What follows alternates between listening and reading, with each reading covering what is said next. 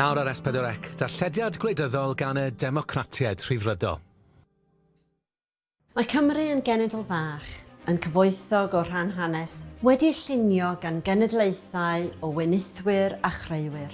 Dyma wlad a helpodd i ffurfio'r chwyldro diwydiannol, a heddiw gwlad sy'n helpu arwain y chwyldro yn ei gwyrdd. Cenedl wedi'i adeiladu ar waith caled, tecwch a gofalu am ein gilydd. Daeth datganoli gyda addewid.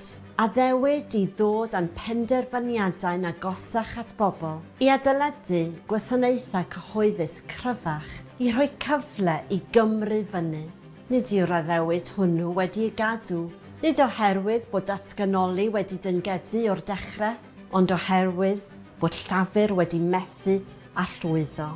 Heddiw, mae Cymru ar groesffordd. Mae'n gwasanaethau iechyd gan straen gwirioneddol. Mae pobl yn aros yn rhy hir am ofal. Staff wedi ymestyn ymhellach nag erioed, yn gwneud pob peth o fewn ei gallu. Ar draws y ffin yn Lloegr, gallwn eisoes weld y dyfodol yma Reform UK yn ei gynnig. Toriadau i wasanaethau cyhoeddus, arweinydd sy'n cefnogi ar gored ddiwedd ar y gwasanaethau iechyd fel y gwyddom ni amdano. Nid yw hynny'n risg y gall Cymru fforddio ei chymryd. Ar yr un pryd, mae Plaid Cymru eisiau mynd ar Chymru tuag at annibyniaeth. Prosiect costus. Miliynau wedi gwario ar dorri i ffwrdd cannoedd o gwestiynau am ddyfodol ein ffin, masnach a lluoedd arfog heb ei hateb.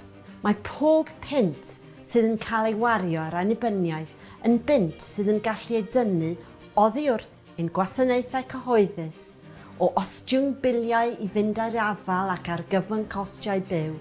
Yn etholiad nesaf y Senedd, ni fydd unrhyw blaid yn ennill mwyafrif. Bydd dyfodol Cymru yn cael ei benderfynu gan pwy sy'n dal y cydbwysedd pŵer.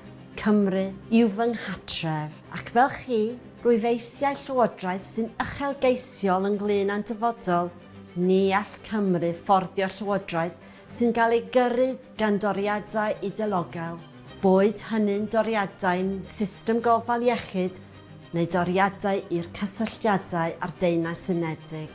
Mae pob arolwg barn yn deud yr un peth. Ni fydd Reform UK na Plaid Cymru yn ennill mwyafrif yn yr etholiad nesaf. Sdim ots pwy sy'n ennill. Mae pob pleidlais dros Democratiad Rhyddfrydol Cymru yn ffordd o rhwystro cynlluniau plaid am annibyniaeth ac am amddiffyn ein gwasanaethau iechyd rhag Reform UK. Bydd Democratiad Rhyddfrydol Cymru yn cefndir.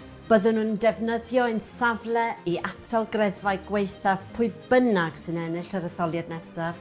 Byddwn nhw'n sicrhau nad oes ceiniog yn cael ei gwario ar cynlluniau ar gyfer annibyniaeth ac nad oes ceiniog yn cael ei chymryd o'n gwasanaethau iechyd. Mae angen uchelgais ar Gymru. Ond yn gyntaf, mae angen i ni gael y pethau sylfaenol yn iawn. Mae angen i ni atal annibyniaeth ac achub y gwasanaethau iechyd.